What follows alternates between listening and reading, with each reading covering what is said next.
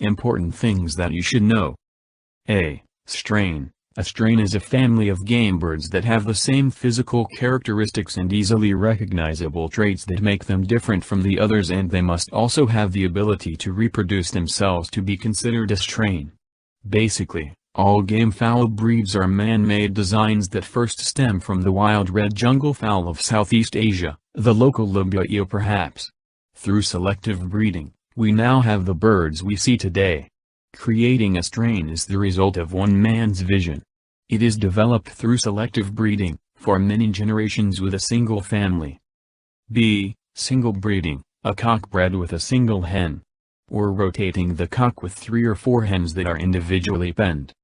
C. Group breeding, is breeding a cock with a group of hens. It is similar to flock breeding except a smaller amount of hens are bred to only one cock at a time. Specialize in only 1 or 2 breeds at the most. The first thing to consider when you aim to be a breeder of fine quality gamefowl is to specialize in 1 or 2 breeds at the most. This could be done through line breeding, inbreeding, outcrossing, semi-outcrossing and infusion. A. Line breeding, is the most common form of maintaining a strain.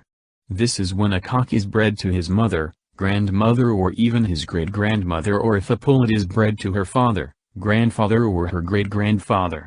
Breeding to their aunts, uncles or even to their cousins will also work. B. Inbreeding, is the breeding of brother to sister. It is important when you need to accentuate or lock in the good genes or traits of your strain. C. Outcrossing, is when you bring in new blood. The main purpose of outcrossing is to produce battlecocks. These are the ones that you're going to fight or sell. D. Hybrid vigor, the main reason for outcrossing is to establish a high degree of hybrid vigor. To breed an individual that is better, faster, stronger, smarter and gamer than his parents is the result of hybrid vigor.